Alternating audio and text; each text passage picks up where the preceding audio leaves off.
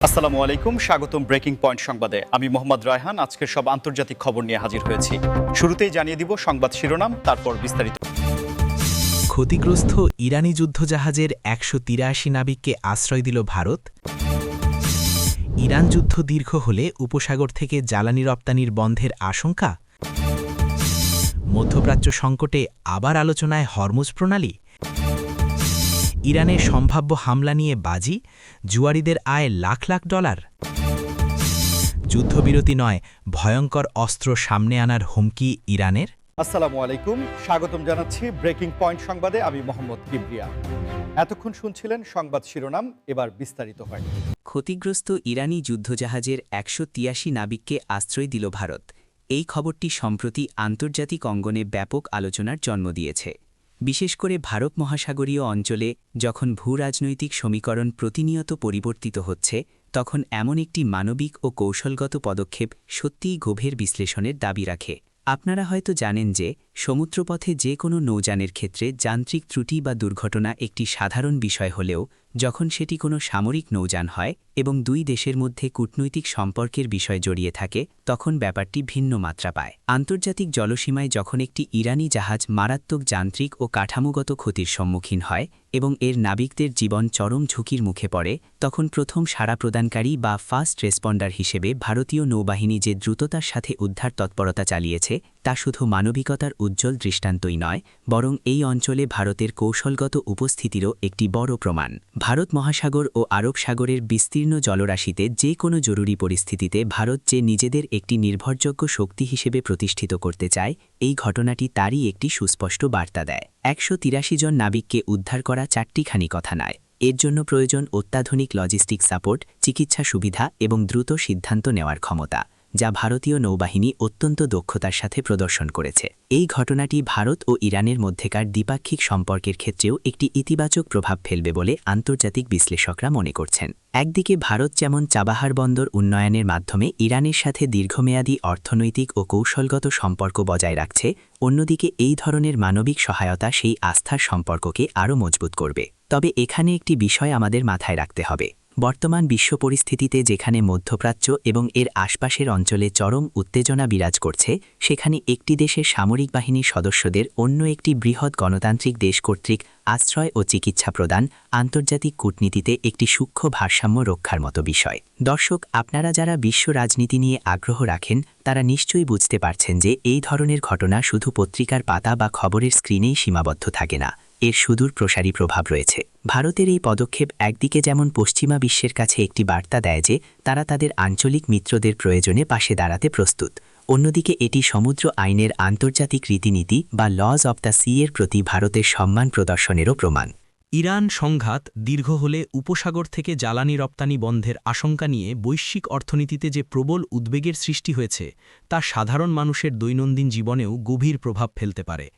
পারস্য উপসাগরীয় অঞ্চল, যাকে সারা বিশ্বের জ্বালানি সরবরাহের হৃৎপিণ্ড বলা হয়, সেখানে যদি কোনো কারণে অস্থিতিশীলতা বা দীর্ঘমেয়াদী অচলাবস্থা তৈরি হয়, তবে তার সরাসরি ধাক্কা লাগবে আন্তর্জাতিক তেলের বাজারে, আর এর ফলে মুহূর্তের মধ্যে বিশ্বব্যাপী মুদ্রাস্ফীতি আকাশচুম্বী হতে পারে। ভেবে দেখুন, এই অঞ্চল থেকে প্রতিদিন মিলিয়ন মিলিয়ন ব্যারেল অপরিশোধিত তেল এশিয়া, ইউরোপ এবং আমেরিকার বিভিন্ন দেশে রপ্তানি হয়, যা দিয়ে বিশ্ব অর্থনীতির চাকা ঘোরে। এখন যদি এই অঞ্চলে দীর্ঘস্থায়ী কোনো অস্থিরতা তৈরি হয়, তাহলে বড় বড় শিপিং কোম্পানিগুলো তাদের তেলবাহী ট্যাঙ্কারগুলোকে এই পথে পাঠাতে ভয় পাবে।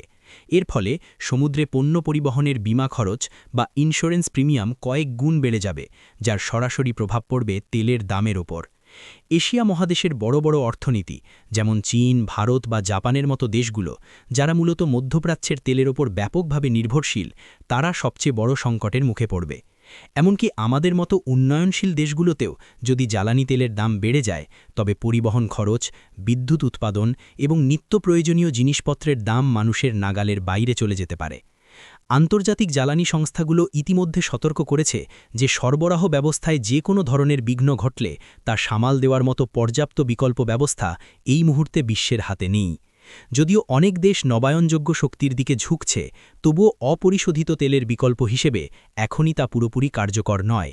এই পরিস্থিতিতে ওপেক প্লাস দেশগুলোর ভূমিকা অত্যন্ত গুরুত্বপূর্ণ হয়ে দাঁড়ায়।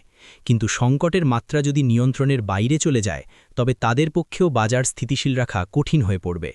এই ধরনের ভূ-রাজনৈতিক উত্তেজনার ফলে শুধু যে তেলের দামই বাড়ে তা নয়, বরং বৈশ্বিক সাপ্লাই চেন বা সরবরাহ শৃঙ্খলেও চরম বিশৃঙ্খলা দেখা দেয়, যা কোভিড মহামারীর সময়কার ভয়াবহ স্মৃতিকে আবার মনে করিয়ে দেয়।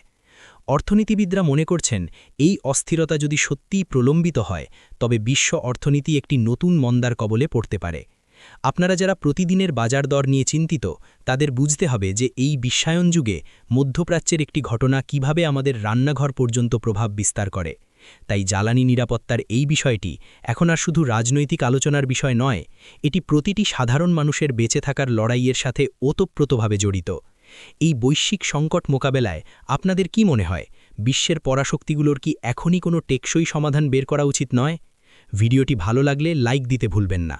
মধ্যপ্রাচ্য সংকটে আবার আলোচনায় হরমুজ প্রণালী, এই শিরোনামটি শুনলেই আন্তর্জাতিক বাণিজ্যের সাথে জড়িত যে কারো কপালে চিন্তার ভাঁজ পড়াটা খুবই স্বাভাবিক। কারণ হরমুজ প্রণালী বিশ্বের সবচেয়ে গুরুত্বপূর্ণ ও সংবেদনশীল একটি সামুদ্রিক চোক পয়েন্ট বা সংকীর্ণ জলপথ।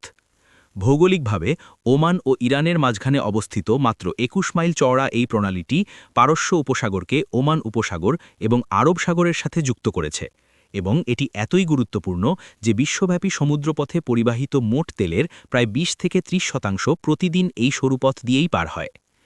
যখনই মধ্যপ্রাচ্যে কোনো ধরনের উত্তেজনা বা ভূরাজনৈতিক সংকট দেখা দেয়, তখনই সবার আগে আলোচনার কেন্দ্রে চলে আসে এই হরমুজ প্রণালীর নিরাপত্তা।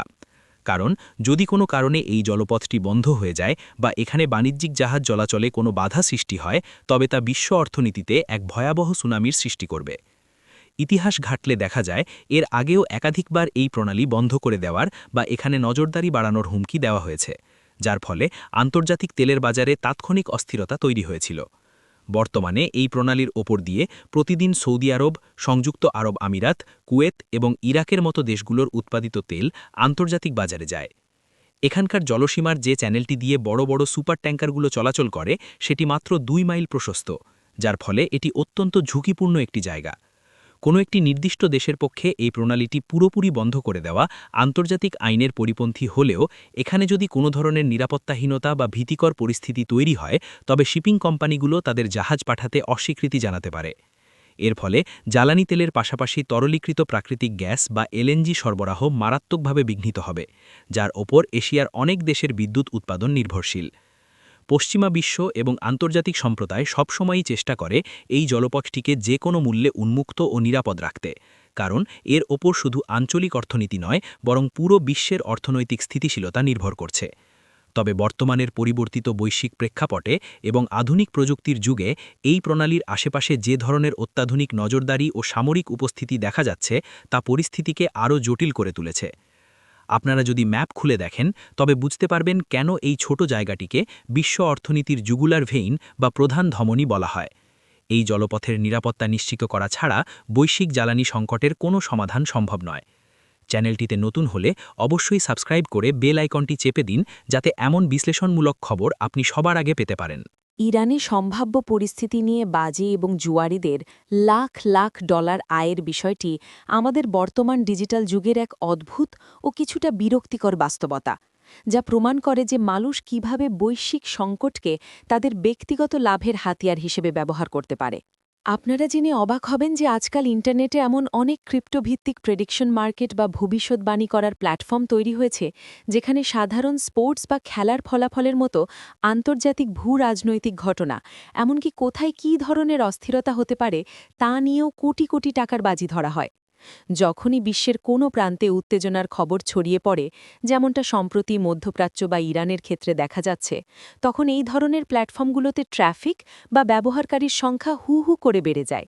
একদল মানুষ যারা মূলত ক্রিপ্টোকারেন্সি এবং ব্লকচেন প্রযুক্তির মাধ্যমে বেনামে লেনদেন করে, তারা বিভিন্ন নিউজ পোর্টাল, সোশ্যাল মিডিয়া এবং স্যাটেলাইট ইমেজের উপর ভিত্তি করে গাণিতিক হিসাব কষে এই বাজিগুলো ধরে। এখানে প্রশ্ন হচ্ছে নৈতিকতার। যখন বিশ্বের একটি অংশে মানুষ চরম উদ্বেগ, উৎকণ্ঠা এবং অনিশ্চয়তার মধ্যে দিন কাটাচ্ছে, তখন আরেক দল মানুষ সেই সংকটকে কেন্দ্র করে নিজেদের পকেট ভারী করছে, যা অত্যন্ত অমানবিক একটি ব্যাপার। এই প্রেডিকশন মার্কেটগুলোতে স্মার্ট কন্ট্রাক্টের মাধ্যমে লাখ লাখ ডলার লেনদেন হয়, এবং অনেক সময় দেখা যায় যে এইসব প্ল্যাটফর্মের জুয়ারিরা আন্তর্জাতিক সংবাদ মাধ্যমগুলোর চেয়েও দ্রুত খবর সংগ্রহের চেষ্টা করে যাতে তারা সঠিক সময় বাজি ধরে মুনাফা করতে পারে। সবচেয়ে ভয়ঙ্কর ব্যাপার হল এই ধরনের জুয়া বা বাজির কারণে অনেক সময় ইন্টারনেটে ভুয়া খবর বা মিস ইনফরমেশন ছড়ানো হয়। কেউ হয়তো বাজারে গুজব ছড়িয়ে দিল যে একটি নির্দিষ্ট ঘটনা ঘটতে যাচ্ছে, আর সেই গুজবের ওপর ভিত্তি করে বাজির রেট ওঠানামা করে, যার ফায়দা লোটে একটি নির্দিষ্ট চক্র। সমাজবিজ্ঞানীরা এবং অর্থনীতিবিদরা এই বিষয়টিকে ডিজাস্টার ক্যাপিটালিজম বা দুর্যোগ পুঁজিবাদের একটি নতুন ও ডিজিটাল রূপ হিসেবে আখ্যায়িত করছেন। আর্থিক বিশ্লেষকদের মতে এই ধরনের প্ল্যাটফর্মগুলোকে নিয়ন্ত্রণ করা অত্যন্ত কঠিন, কারণ এগুলো কোনো নির্দিষ্ট দেশের আইনের আওতায় থাকে না এবং সম্পূর্ণ বিকেন্দ্রীকৃত বা ডিসেন্ট্রালাইজড নেটওয়ার্কে কাজ করে। সর্বশেষ যে বিষয়টি নিয়ে আমরা আলোচনা করব তা হল কোনো ধরনের সাময়িক বিরতি বা সমঝোতার পথে না হেঁটে ইরানের নিজেদের অত্যাধুনিক ও শক্তিশালী প্রতিরক্ষা সরঞ্জাম বা অস্ত্র সামনে আনার হুমকির বিষয়টি, যা আন্তর্জাতিক শক্তিগুলোর কাছে একটি বড় বার্তা হিসাবে বিবেচিত হচ্ছে। যখন ভূ রাজনৈতিক অঙ্গনে প্রবল চাপ তৈরি হয়, তখন একটি দেশ নিজেদের সার্বভৌমত্ব রক্ষা এবং কৌশলগত অবস্থান শক্ত করার জন্য বিভিন্ন ধরনের ডেটারেন্স বা প্রতিরোধমূলক কৌশল গ্রহণ করে থাকে। ইরানের এই সাম্প্রতিক পদক্ষেপটিকে বিশ্লেষকরা ঠিক সেভাবেই দেখছেন। এটি শুধু একটি সাধারণ সামরিক প্রদর্শন নয়, বরং এর পেছনে রয়েছে গভীর মনস্তাত্ত্বিক ও ভূ রাজনৈতিক হিসাব নিকাশ। ইরান বিশ্বকে দেখাতে চাইছে যে তাদের কাছে এমন সব দেশীয় প্রযুক্তিতে তৈরি অত্যাধুনিক রাডার সিস্টেম, দূরপাল্লার ড্রোন এবং সুপারসনিক বা হাইপারসনিক প্রতিরক্ষামূলক সরঞ্জাম রয়েছে যা যে কোনো ধরনের বাহ্যিক চাপ মোকাবেলা করতে সক্ষম। আধুনিক সামরিক বিজ্ঞানে এই ধরনের প্রযুক্তিগত প্রদর্শনীকে বলা হয় প্রজেকশন অফ পাওয়ার বা শক্তির জানান দেওয়া। যখন কোনো দেশ প্রকাশ্যে তাদের সর্বাধুনিক প্রতিরক্ষা ব্যবস্থার সক্ষমতা তুলে ধরে, তখন সেটি মূলত প্রতিপক্ষকে একটি বার্তা দেয় যে কোনো ধরনের আগ্রাসী পদক্ষেপ নিলে তার পরিণতি হতে পারে অত্যন্ত জটিল। ইরানের এই প্রতিরক্ষা সক্ষমতা প্রদর্শনের আরেকটি বড় কারণ হতে পারে তাদের অভ্যন্তরীণ রাজনীতি, দেশের জনগণের মনোবল চাঙা রাখা এবং জাতীয় ঐক্যের বার্তা দেওয়া। তবে আন্তর্জাতিক দৃষ্টিকোণ থেকে দেখলে এই ধরনের ঘটনা মধ্যপ্রাচ্যের সামরিক ভারসাম্যকে নতুন করে সংজ্ঞায়িত করছে। পশ্চিমা দেশগুলো এবং তাদের মিত্ররা যখন এই অঞ্চলে অত্যাধুনিক নজরদারি ও নিরাপত্তা বলয় তৈরি করছে, ঠিক তখনই ইরান নিজেদেরকে একটি স্বয়ংসম্পূর্ণ সামরিক প্রযুক্তিগত শক্তি হিসাবে প্রতিষ্ঠিত করার চেষ্টা করছে।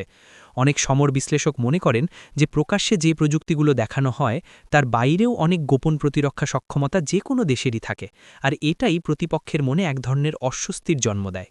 তবে এটি অনস্বীকার্য যে ক্রমাগত এই ধরনের প্রযুক্তিগত পাল্লাপাল্লি পুরো অঞ্চলটিকে একটি দীর্ঘমেয়াদী অস্থিরতার দিকে ঠেলে দিচ্ছে। শান্তি ও স্থিতিশীলতার পরিবর্তে যখন অত্যাধুনিক অস্ত্রের প্রদর্শনী আলোচনার মুখ্য বিষয় হয়ে দাঁড়ায়, তখন কূটনৈতিক সমাধানের পথগুলো ধীরে ধীরে সংকুচিত হয়ে আসে। বিশ্ববাসী এখন তাকিয়ে আছে আন্তর্জাতিক কূটনীতি কিভাবে এই পরিস্থিতিকে সামাল নেয় তার ওপর, কারণ এই অঞ্চলে যে কোনো ভুল হিসাব নিকাশ সমগ্র বিশ্বের জন্যই এক অপূরণীয় ক্ষতির কারণ হতে পারে।